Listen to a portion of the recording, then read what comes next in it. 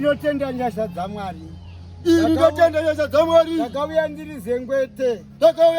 Ndiri chinhu chakafa. Chinhu chakava chinhu chipenyu. Asi ndava chinhu chipenyu. Zita rangu ndini Clarkson Mavhiki.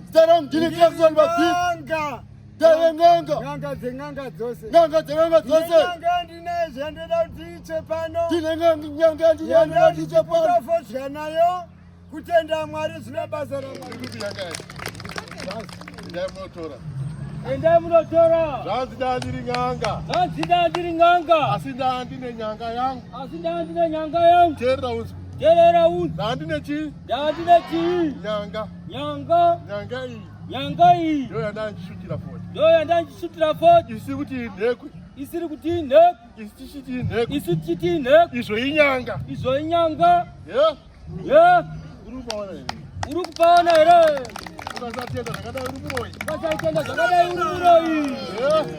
Yeah. Dara. Ndaimirira nyanga.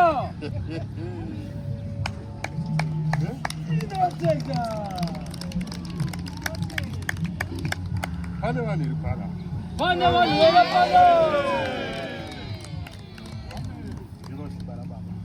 Ndiro simba raBaba. Ndo zvakaita Jehovha. Aiwa ndinotenda vaBaba vangu. Endai munokanda nyanga yenyu.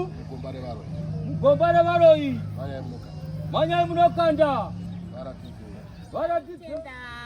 Baba nokuti vakandibatsira. Ndoda kutenda Ishe nokuti vakandibatsira. Vaive nemaronda iko zvino akapora. Ndoda kutendawo Mwari nchiti haleluya. Ndoda kutendawo Mwari. Tererai. Ndimakaya mune maronda ekubvinza ropa here. Wangwishe. Daive pane rama. Pavauya. Vachibvinza ropa. Ndikati ngavanoonekwa uko. Saka muri zvakaoma. Zvakapera Ishe wangu. Aiwa ngazvinoonekwa. Ngapaende futi vanhu vanoona. Maronda e5 years. Friday yafura iyo shiri yafura. Friday yadarika iyo. Isiri. Yandavarapa ndikati hakusina maronda. Aiwa uri pana peri. 5 years. Kuna achibuda maronda. Achibuda ropa pamaronda. Ye baba. Zvakaoma ka.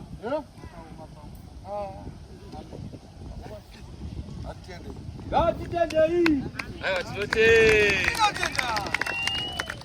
Taurai makamira uyai padhuze.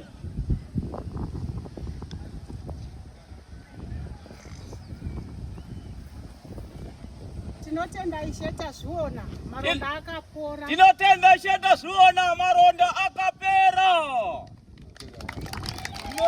Mwari. 5 years. Maronda achibuda ropa.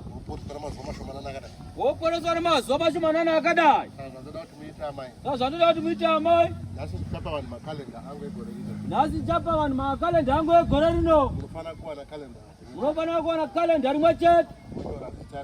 Monyora zita renyu. Pamunonyora zita renyu katete.